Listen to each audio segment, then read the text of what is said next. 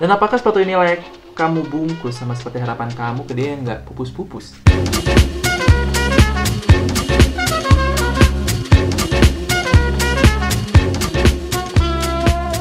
Ya, assalamualaikum warahmatullahi wabarakatuh. Halo semua, halo YouTube. Kembali lagi bersama gue Hamam dari The Fucking Footwear untuk segmen The Fucking Footwear Review.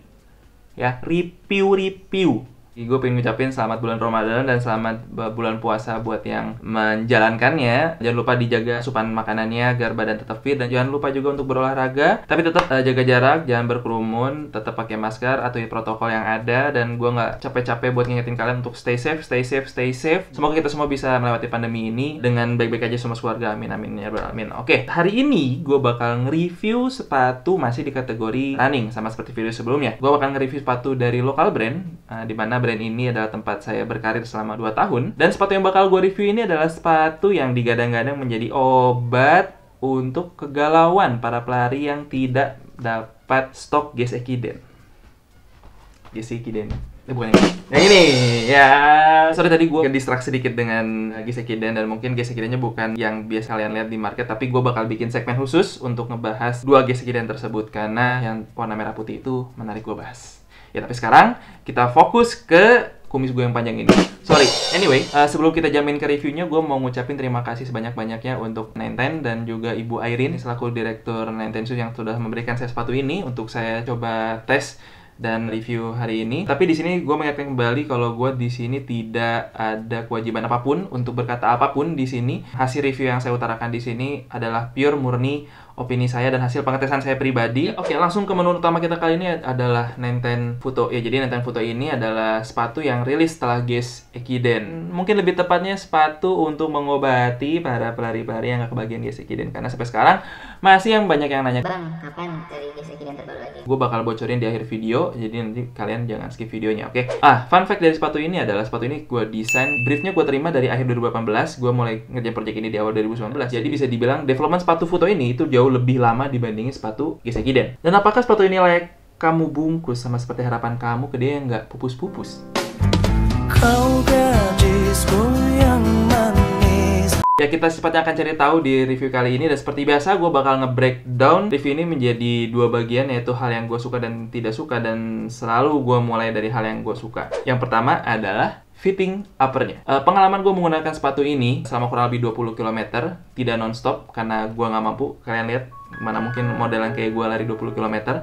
Ya, gue lari 5 km, 3 km gitu rutin. Kayak kurang lebih udah 20 km lebih gue pakai sepatu ini. Dan hal pertama yang gue suka, yang pertama kali gue rasain adalah di fittingnya. Dimana heelnya ini dia ngelock banget. Kalau lo rasain ini, nah ini ada heel counternya, dia melock banget. Dan dia juga ada heel counter eksternal. And then dia juga pakai material knitting, dimana yang kita tahu kalau knitting itu dia cukup baik dalam memeluk si kaki, dan dia stres tapi dia disupport sama beberapa panel sehingga dia tetap lockdown ke kaki. Ya, kayak pandemi aja lockdown. Ya, dia cukup memeluk kaki dengan baik, jadi sehingga sepatu ini juga cukup baik di bagian midfoot sama forefootnya, dan dia juga ada toe cap yang cukup tebal di sini untuk menopang ujung kaki kalian gitu saat berlari. Jadi untuk buat kalian yang forefoot, ini tidak shaking di bagian depan, dan di bagian belakang juga sangat-sangat steady. Dan di sini di bagian throat, gue mau cerita sedikit. Di sini throatnya memang gue bikin agak sedikit lebar. Throat itu adalah lebar antara tali sini dan sini ya. Jadi lebar ini standar itu adalah 3,5 cm, tapi di sini gue bikin sekitar 4,5 ke atas. Kalau nggak salah tuh exactnya tuh 4,7. Nah, itu memungkinkan untuk si area fittingnya tuh jauh-jauh lebih lebar ketika ditali gitu. Jadi jauh lebih fit. Ya, jadi untuk fitting gue suka banget. Oke, yang kedua itu adalah si midsole-nya. Midsole ini sangat empuk, sangat nyaman, sangat bouncy. Nenten punya teknologi namanya Airflex Sole. Nah, Airflex ini lebih ke spesifikasi si materialnya, dimana Airflex Sole ini adalah campuran dari EVA, rubber, dan oksigen, dimana si EVA ini adalah komponen utamanya. Rubber ini adalah yang bikin ini menjadi balik lagi bouncy, karena kalau EVA doang dia gembos. And then si oksigen ini yang bikin atau yang mengatur si hardness-nya, atau membuat si midsole ini tidak terlalu berat atau menjadi cukup ringan.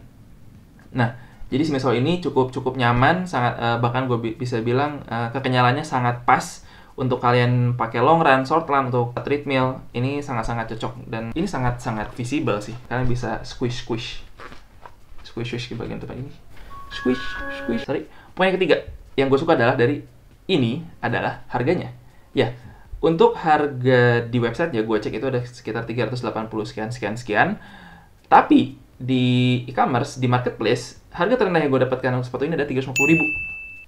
Buat gue itu value deal sekali. Jadi price to value-nya, price to feature-nya untuk harga segitu, lu bisa dapat sepatu lari yang lu bisa pakai untuk harian, untuk recovery run, untuk long run, short run.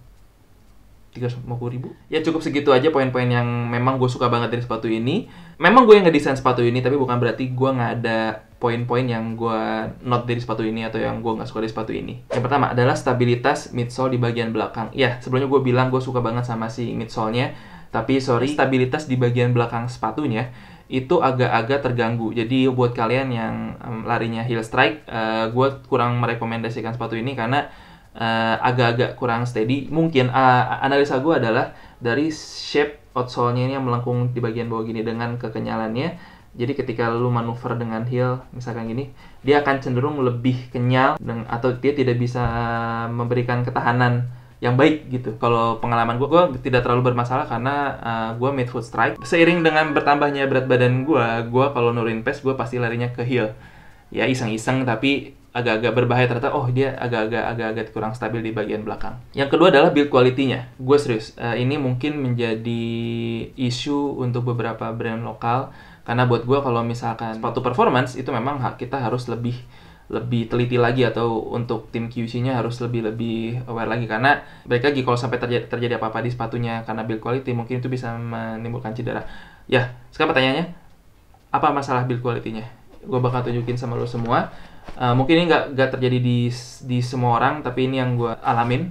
Ya, kita lihat 20 km run gue pakai sepatu ini, shock landing-nya ngangkat. Gue bilang kenapa ini bisa berpotensi atau jadi resiko, karena setelah shock landing ini terangkat, memang kaki gue di bagian depan ini agak jadi slippery. Poin selanjutnya adalah ke masalah kenyamanan. Ini akan ngerembet ke masalah dimana kenyamanan lu saat menggunakan sepatu ini akan menjadi berkurang. Terlebih lu juga harus hati-hati karena kaki lu bakal slippery dan takutnya bisa menimbulkan cedera. Yang ketiga, ini mungkin kalian bakal kaget ngedengarnya, tapi yang ketiga yang gue kurang suka di sini adalah desainnya. Ya serius, desainnya. Bang, ini kan desain lu. Kenapa lu gak suka sama desainnya? Ngomongin desain itu nggak cuma ngomongin masalah bentuk, nggak cuma ngomongin masalah siluet, tapi itu juga ngomongin masalah detail, masalah material, masalah finishing, masalah production. Nah, kenapa gue bilang gak suka? Pertama, original konsep dari Futo ini adalah mengusung seamless upper. Jadi dimana target gue adalah bikin sepatu ini sekitar 75% itu seamless atau tanpa jahitan. Kalian bisa lihat di bagian AC sini, itu ada aksen jahitan.